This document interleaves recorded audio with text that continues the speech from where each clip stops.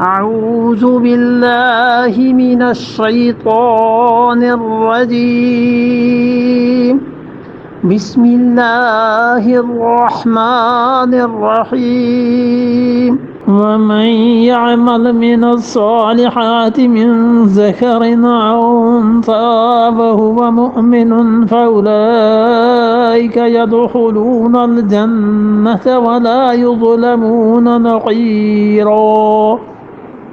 وَمَن يَعْمَلْ مِنَ الصَّالِحَاتِ اور جو کوئی بھی نیکی کے کام کرتا ہے من ذکر او انثى،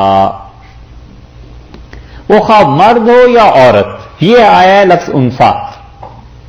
اور وہاں پر آ گیا تھا کیا چیز؟ اناثا اس کی جمع آ گئی تھی نا، یہ ہے انثى اس کا واحد، کہ مرد ہو یا عورت جو کوئی بھی نیکی کا کام کرے وَهُوَ مُؤْمِنٌ، اور وہ مومن ہو، یہ آ گئی شرط۔ اگر کافر ہوگا تو کافر کی نیکی تو ایسے ہی ہے جیسے جانا مشرق کو ہے اور وہ سرپٹ مغرب کو بھاگ رہا ہے، نیکیاں کرتے چلے جا رہے ہیں لیکن مومن نہیں ہے، خدا کے ساتھ شرک کرتا ہے، اور اللہ کسی کو یہ اجازت نہیں دیتا کہ اس کے ساتھ شرک کرے۔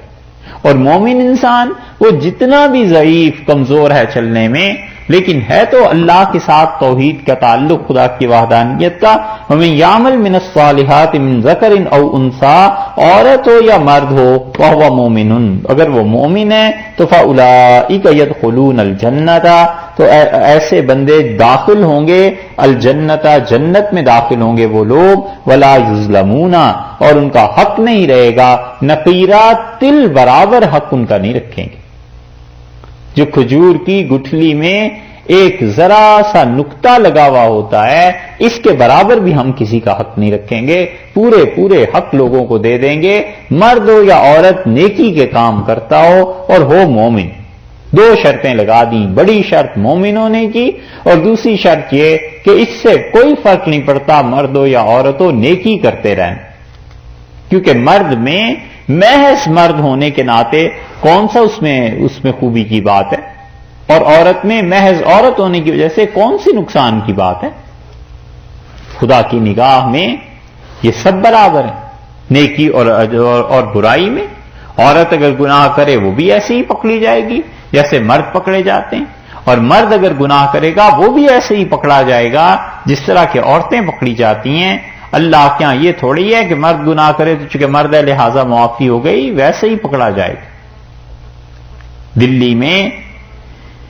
ایک طوائف تھی، اس کا انتقال ہو گیا، تو بہت نیک بہت پاک بنے پھرتے تھے نا مسجد والے، انہوں نے کہا رے اس عورت کا جنازہ نہیں پڑھنا، یہ تو بہت خراب کردار کی تھی، ایسی تھی ویسی تھی، دلی والے کیوں اس کا جنازہ پڑھتے؟ ان کے ایمان ذرا زیادہ مضبوط تھے۔ لے آئے حضرت شاہ عبدالعزیز صاحب رحمۃ اللہ علیہ کے پاس اس مسئلے کو، تو شاہ عبدالعزیز صاحب رحمۃ اللہ علیہ سے پوچھا گیا کہ حضرت اس عورت کا جنازہ پڑھیں یا نہ پڑھیں، اختلاف ہو رہا ہے۔ حضرت نے فرمایا یہ بتاؤ کہ اس عورت کے جو یار ہیں مرد، اگر وہ مر جائیں تو جنازہ پڑھ لیتے ہو؟ ان کا حضرت ان کا تو پڑھ لیتے ہیں۔ فرمایا پھر اس کا بھی پڑھ لو، اس کا بھی پڑھ لو۔ فرمایا جو وہ کرتے ہیں وہی یہ کرتی تھی، اس کا بھی جنازہ پڑھو۔ یہ ہے کہ عورتیں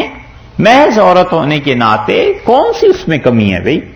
اللہ کا قرب اسے بھی ایسے ہی ملتا ہے جیسے مردوں کو ملتا ہے، اور خدا اس کی عبادت کو بھی ایسے ہی قدر و قیمت کی نگاہ سے دیکھتا ہے جیسے وہ مردوں کی عبادت کو دیکھتا ہے۔ اس لیے ارشاد فرمایا کہ تم میں کوئی بھی مرد ہے یا عورت بس بنیادی طور پہ ایک مومن ہونا چاہیے، اور دوسرے یہ کہ وہ نیکی کے کام کرے، تو ہم تو اس کا تل برابر حق رکھنے کے روادار نہیں،